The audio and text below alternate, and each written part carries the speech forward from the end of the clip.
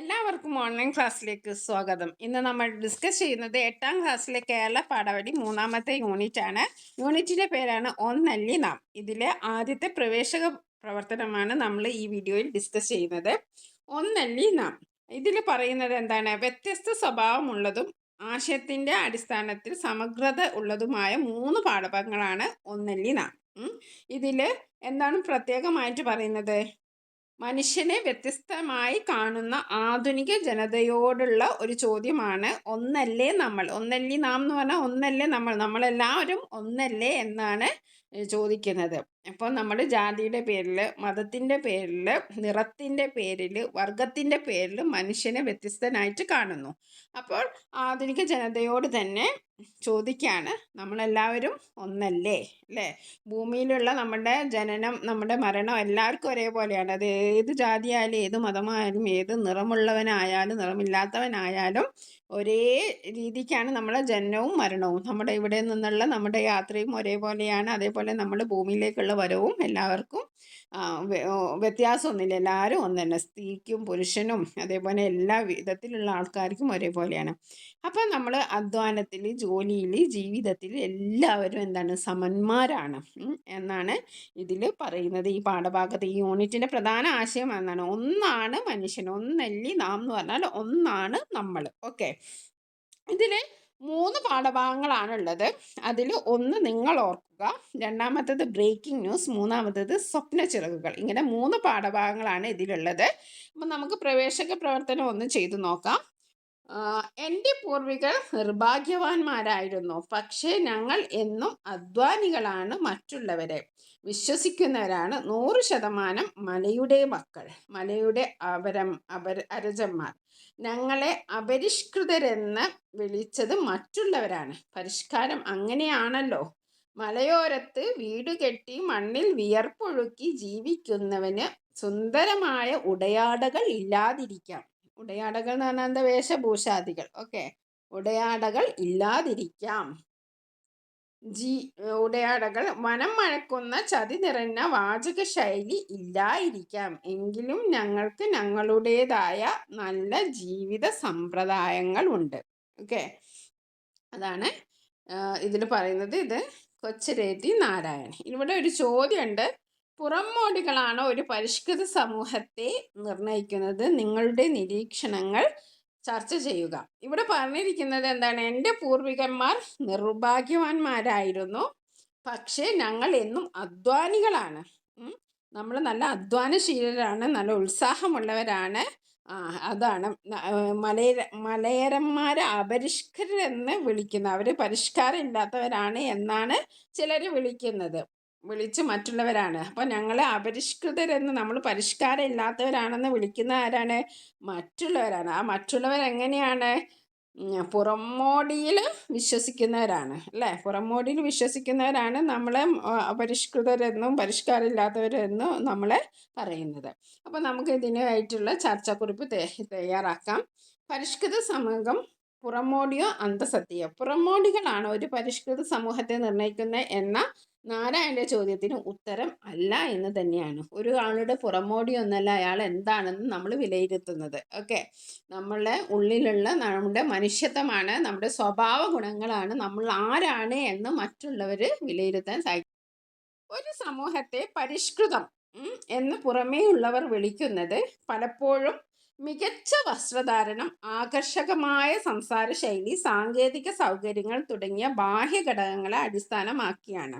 ഇപ്പോൾ ഒരാൾ പരിഷ്കാരിയാണ് എന്ന് പറയുന്ന അയാളുടെ ഡ്രസ്സ്, വേഷവിധാനങ്ങൾ നോക്കാം, അയാൾ ഉപയോഗിക്കുന്ന ഫോൺ നോക്കാം, അയാളുടെ സംസാര ശൈലി നോക്കിയിട്ട് നമ്മൾ പറയാം അയാൾ അടിപൊളിയാണ്, അയാൾ നല്ല സ്റ്റൈലാണ് എന്നൊക്കെ പറയാം. പക്ഷെ അങ്ങനെയാണോ? അല്ല. നാരായണന്റെ സമുദായത്തിൽ അപരിഷ്കൃത എന്ന് മുദ്രകുത്തിയത് ഈ പുറമോടികൾ ഇല്ലാത്തതിനാലാണ്. അപ്പോൾ ഈ സമുദായത്തെ മലയിൽ ജീവിക്കുന്ന ആൾക്കാരെന്താണ് അപരിഷ്കൃതർ എന്ന് പറയുന്നത്? എന്താ? അവർക്ക് നല്ലൊരു വേഷവിധാനമോ സംസാര ശൈലിയോ അല്ലെങ്കിൽ സാങ്കേതികമായ സൗകര്യങ്ങൾക്കോ അവർക്ക് ഇല്ലാത്തത് കൊണ്ടാണ്. ഇത് യഥാർത്ഥത്തിൽ പുറമോടികൾക്ക് അമിത പ്രാധാന്യം നൽകുന്ന സമൂഹത്തിൻ്റെ ഉപരിപ്ലവമായ കാഴ്ചപ്പാടിനെയാണ് സൂചിപ്പിക്കുന്നത്. യഥാർത്ഥ പരിഷ്കൃത സമൂഹം നിലകൊള്ളുന്നത് മാനുഷിക മൂല്യങ്ങളെ അടിസ്ഥാനമാക്കിയിട്ടാണ്. അപ്പം യഥാർത്ഥ പരിഷ്കൃത സമൂഹം നിലകൊള്ളുന്നത് എന്താണ്? മാനുഷിക മൂല്യങ്ങളെ അടിസ്ഥാനമാക്കിയാണ്. സത്യസന്ധമായ അധ്വാനിക്കുകയും മറ്റുള്ളവരെ വിശ്വസിക്കുകയും ചെയ്യുന്ന നാരായണന്റെ സമൂഹം ചൂഷണമില്ലാത്ത സത്യസന്ധമായ ജീവിത ശൈലിയുടെ ഏറ്റവും ഉയർന്ന പരിഷ്കാരം കാത്തുസൂക്ഷിക്കുന്നു. പിന്നെ നമുക്ക് എന്ത് പറയാം? ജീവിത സമ്പ്രദായങ്ങൾ. ചതി നിറഞ്ഞ വാചക ശൈലിയേക്കാൾ ഉന്നതമാണ് ലളിതവും പ്രകൃതിയോടിണങ്ങിയതുമായ നല്ല ജീവിത സമ്പ്രദായങ്ങൾ. ഇനി അടുത്തത് എന്താണ്? ആത്മവിശ്വാസം. മലയുടെ മക്കൾ, മലയുടെ അനുജന്മാർ എന്ന നാരായണന്റെ വാക്കുകൾ സ്വന്തം പാരമ്പര്യത്തോടുള്ള അഭിമാനമാണ്.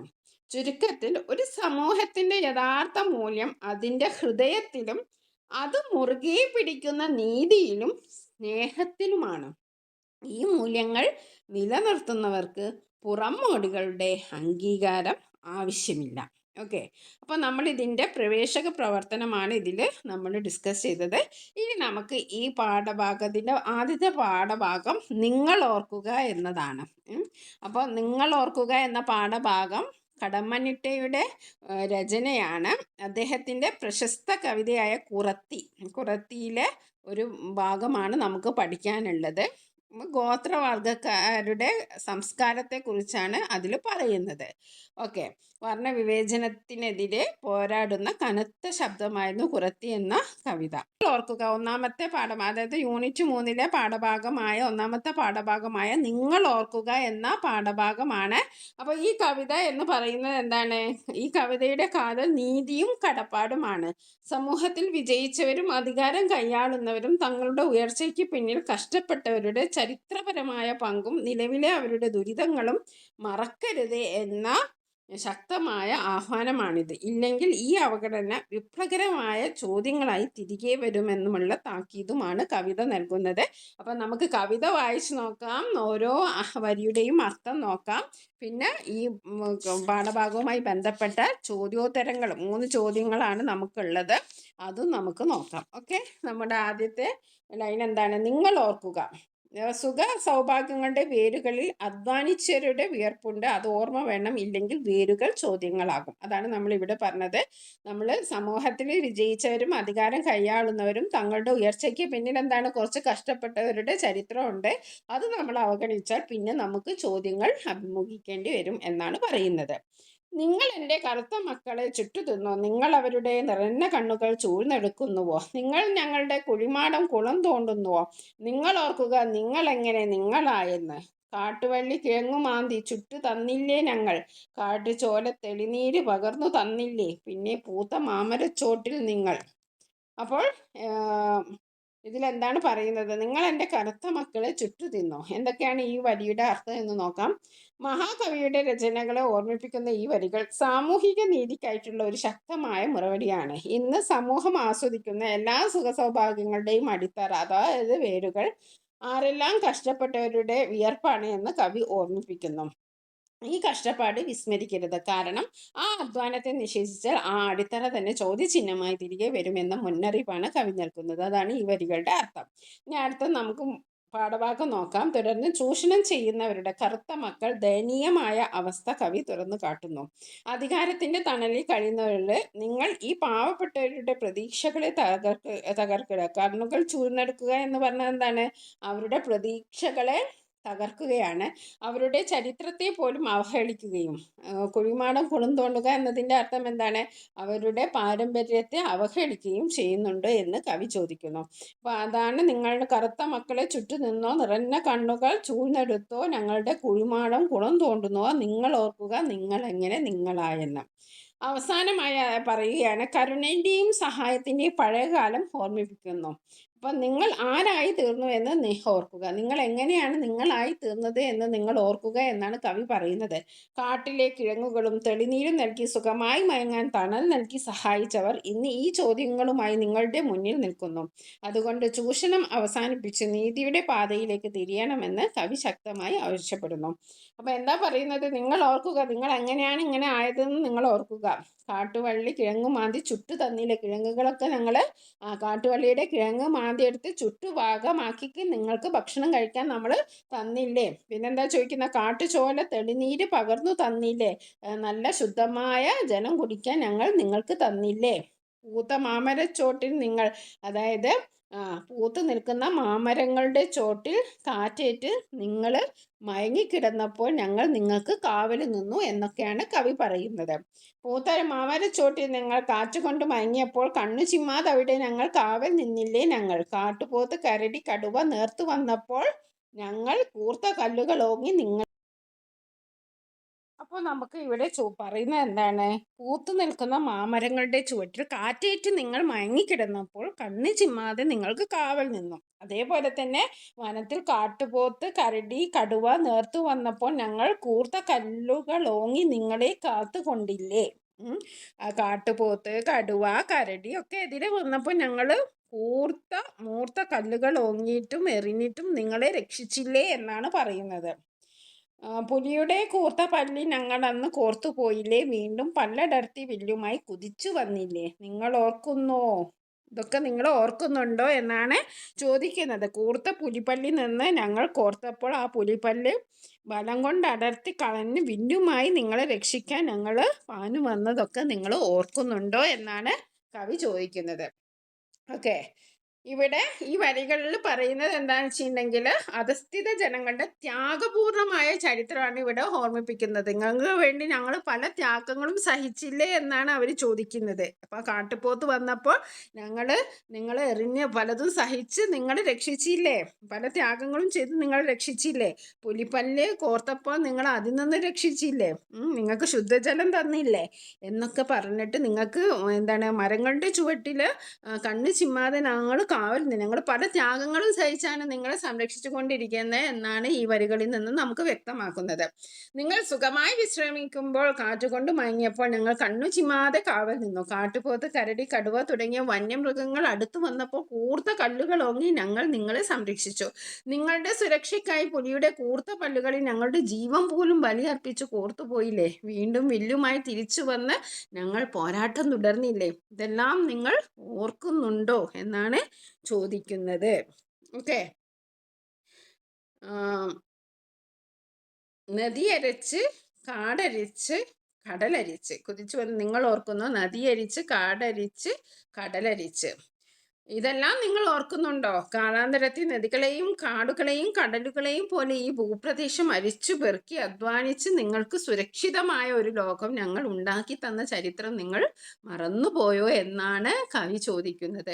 അധ്വാനത്തിൻ്റെയും സംരക്ഷണത്തിൻ്റെയും ഈ ത്യാഗമാണ് ഇന്നത്തെ നിങ്ങളുടെ നിലനിൽപ്പിന് ആധാരം എന്ന് കവി ഇവിടെ ശക്തമായിട്ട് പറയാണ്.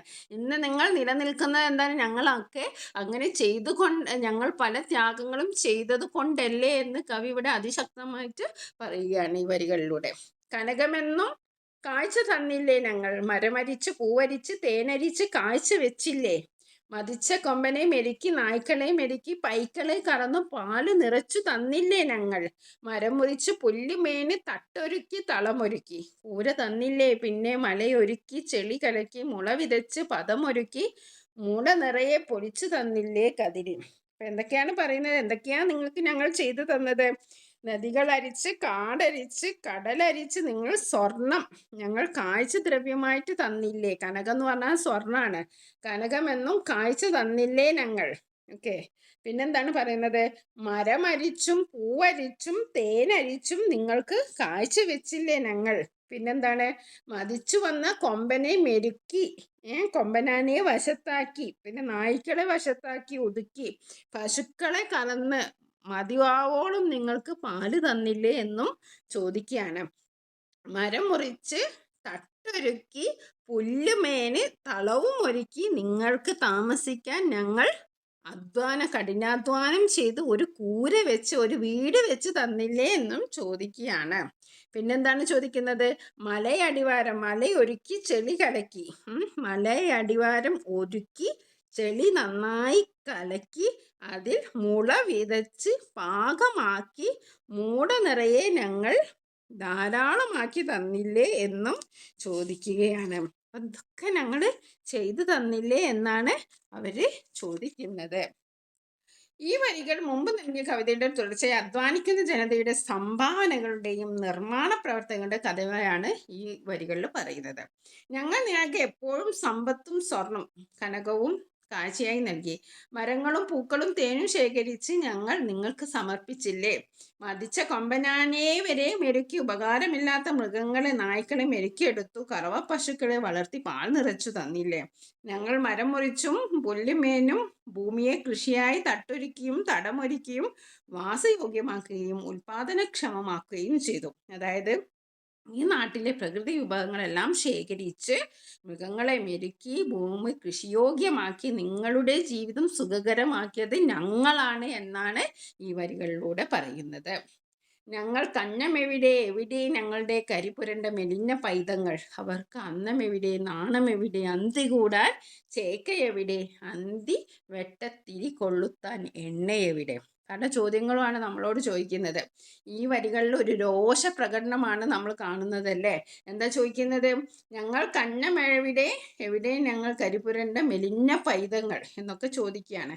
അതായത് അധ്വാനിക്കുന്ന ജനതയുടെ ശക്തമായ രോഷപ്രകടനമാണ്. കുറത്തിയുടെ സ്വരത്തിലൂടെ കവി കർഷകരെയും ആദിവാസി വിഭാഗങ്ങളും അനുഭവിക്കുന്ന ദാരിദ്ര്യത്തെയും അനീതിയെയും തുറന്നു കാട്ടുകയാണ് ഇവിടെ. ലാസ്റ്റത്തെ 4 വരികൾ എന്താണ് പറയുന്നത്? ഇങ്ങനെയെല്ലാം ഞങ്ങൾ നിങ്ങളെ സഹായിച്ചു, എന്നിട്ട് ഞങ്ങൾക്ക് ആഹാരം എവിടെ? എവിടെയാണ് ഞങ്ങളുടെ കരിപുരണ്ട കുട്ടികളുള്ളത്? അവർക്ക് ആഹാരം എവിടെയാണ്? അവർക്ക് നാണം മറയ്ക്കാൻ വസ്ത്രം എവിടെ? അവർക്ക് സ്വസ്ഥമായിട്ടിരിക്കാൻ സുരക്ഷിതമായ സ്ഥലം എവിടെ? അവർക്ക് അന്തിക്ക് സന്ധ്യാനേരത്ത് വെട്ടമടയ്ക്കാൻ വിളക്കിന് എണ്ണ എവിടെ എന്ന ചോദ്യങ്ങളാണ് കവി മുന്നോട്ട് വയ്ക്കുന്നത്. മലയൊരുക്കി ചെളി കലക്കി വിത്ത് ഇറക്കി ഞങ്ങൾ കഠിനാധ്വാനം ചെയ്ത് ധാരാളം വിളവുണ്ടാക്കി തന്നിട്ടും കാളകെട്ടി ഉത്സവങ്ങളിലും തിറകളിലും എല്ലാം പങ്കുചേർന്ന് ദൈവങ്ങളെ പ്രീതിപ്പെടുത്തിയിട്ടും ആ അധ്വാനത്തിൻ്റെ ഫലം ഞങ്ങൾക്ക് ലഭിക്കുന്നില്ല എന്ന സങ്കടമാണ് അവരുടെ ഈ ഒരു വരികളിൽ നമുക്ക് മനസ്സിലാവുന്നത്. തുടർന്ന് കരിപുരൻ്റെ മെലിഞ്ഞ തങ്ങളുടെ കുട്ടികൾക്ക് അന്നമെവിടെ, നാണം എവിടെ, അന്തി കൂടാൻ ചേക്ക എവിടെ, വെളിച്ചം എവിടെ എന്ന് നിസ്സഹായതയോടെ ചോദിക്കുന്നു. തങ്ങൾ രാജ്യത്തിന് സമ്പത്ത് നൽകിയിട്ടും തങ്ങളുടെ മക്കൾക്ക് ഭക്ഷണവും വസ്ത്രവും പാർപ്പിടം വെളിച്ചം എന്ന അടിസ്ഥാന ആവശ്യങ്ങൾ പോലും നിഷേധിക്കപ്പെടുന്നതിലെ സാമൂഹികമായ നാണക്കേട്, അപമാനമാണ് ഈ വരികളിൽ ചോദ്യം ചെയ്യുന്നത്. മൊത്തത്തിൽ ഉൽപാദകരും ഉപഭോക്താക്കളും തമ്മിലുള്ള അസമത്വത്തിൻ്റെ ക്രൂരമായ ഒരു ചിത്രമാണ് നമുക്ക് കുറത്തി എന്ന കവിതയിലൂടെ കടമ്മനിട്ട രാമകൃഷ്ണൻ നമുക്ക് വരച്ചു കാണിക്കുന്നത്. അപ്പോൾ നമുക്കിനി പാഠഭാഗത്തുള്ള ചോദ്യോത്തരങ്ങളൊന്ന് ചർച്ച ചെയ്താലോ? കണ്ടെത്താൻ പറയാം. സമൂഹത്തോട് കവി ഉന്നയിക്കുന്ന പ്രധാന ചോദ്യങ്ങൾ എന്തെല്ലാം? കവിത വായിച്ച് കണ്ടെത്തി അവതരിപ്പിക്കുക. ആദ്യത്തെ ചോദ്യം എന്താണ്? കവി സമൂഹത്തോട് ചോദിക്കുന്ന ചോദ്യങ്ങൾ എന്തെല്ലാം എന്നാണ്. കടമ്മനിട്ടയുടെ കുറത്തി എന്ന കവിത സാമൂഹിക നീതിക്ക് വേണ്ടിയുള്ള കത്തുന്ന ശബ്ദമാണ്. കവി സമൂഹത്തോട് ഉന്നയിക്കുന്ന പ്രധാന ചോദ്യങ്ങൾ ചൂഷണത്തിൻ്റെയും നിഷേധിക്കപ്പെട്ട അവകാശങ്ങളുടേതുമാണ്. നിങ്ങൾ എൻ്റെ കറുത്ത മക്കളെ ചുട്ടു തിന്നുന്നോ എന്നും അവർക്ക് അന്നം എവിടെ, നാണം എവിടെ, ചേക്ക എവിടെ എന്നും ചോദിക്കുമ്പോൾ അധ്വാനവർഗത്തിൻ്റെ അടിസ്ഥാന ആവശ്യങ്ങൾ പോലും നിഷേധിക്കപ്പെടുന്നതിലെ ക്രൂരമായ അനീതിയാണ് അദ്ദേഹം തുറന്നു കാട്ടുന്നത്. ഈ ചോദ്യങ്ങൾ ചോദിക്കാൻ കവിയെ പ്രേരിപ്പിച്ച ഘടകം നിങ്ങൾ ഇങ്ങനെ നിങ്ങളായെന്ന് എന്ന ഓർമ്മപ്പെടുത്തലിൽ വ്യക്തമാണ്. ഇന്നത്തെ സുഖ സൗഭാഗ്യങ്ങൾക്കെല്ലാം പിന്നിൽ കാവൽ നിന്നവരുടെയും പുലിപ്പല്ലിൽ കോർത്തു പോയവരുടെയും ജീവൻ പണയം വെച്ചവരുടെയും വിയർപ്പും ത്യാഗങ്ങളുമുണ്ട്. ഈ ചരിത്രപരമായ കടപ്പാട് മറന്ന സമ്പന്നർ തങ്ങളെ ചൂഷണം ചെയ്യുന്നത് കണ്ടാണ് കവി ഈ രോഷം പ്രകടിപ്പിക്കുന്നത്. ഈ ഓർമ്മപ്പെടുത്തലിലൂടെ കവി ലക്ഷ്യമിടുന്നത് നഷ്ടപ്പെട്ട അന്തസ്സും നീതിയും തിരികെ സ്ഥാപിക്കുക എന്നതാണ്. അടുത്ത ചോദ്യം നോക്കാം. ചർച്ചാക്കുറിപ്പ് തയ്യാറാക്കാനാണ്. നിങ്ങൾ ഓർക്കുക നിങ്ങൾ എങ്ങനെ നിങ്ങളായെന്ന്. ഇങ്ങനെയൊരു ഓർമ്മപ്പെടുത്തലിന് കവിയെ പ്രേരിപ്പിച്ച ഘടകങ്ങൾ എന്തൊക്കെയാവാം? ചർച്ച ചെയ്യുക. പ്രശസ്ത കവി കടമ്മനിട്ട രാമകൃഷ്ണന്റെ വിഖ്യാത വരികളാണ് നിങ്ങൾ ഓർക്കുക നിങ്ങൾ എങ്ങനെ നിങ്ങളായെന്ന്. ഈ ശക്തമായ ഓർമ്മപ്പെടുത്തലിന് പിന്നിൽ പ്രധാനമായും 2 കാരണങ്ങളുണ്ട്. ഒന്നാമതായി തങ്ങളുടെ വേരുകൾ മറന്നു മുന്നോട്ടു പോകുന്ന സമൂഹത്തോടുള്ള വിമർശനമാണിത്. നാഗരികതയുടെ പേരിൽ സ്വന്തം നാടൻ സംസ്കാരത്തെയും ദ്രാവിഡ പാരമ്പര്യത്തെയും തള്ളിപ്പറയുന്നവരോടുള്ള പ്രതിഷേധം കവിക്ക് ഉണ്ടായിരുന്നു.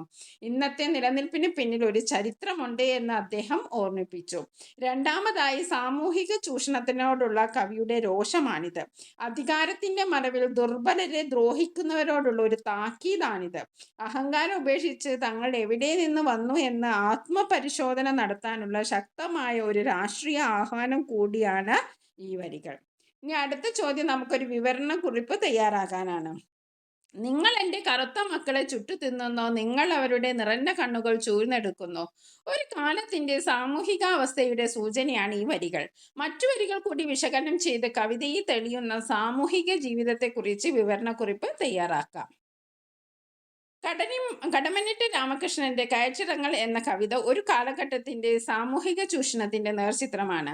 നിങ്ങൾ എൻ്റെ കറുത്ത മക്കളെ ചുട്ടു തിന്നുന്നോ, നിങ്ങൾ അവരുടെ നിറഞ്ഞ കണ്ണുകൾ ചൂഴ്ന്നെടുക്കുന്നോ എന്ന ചോദ്യം പാർശ്വവൽക്കരിക്കപ്പെട്ട ജനതയുടെ വേദനയും നിസ്സഹായതയും വെളിവാക്കുന്നു.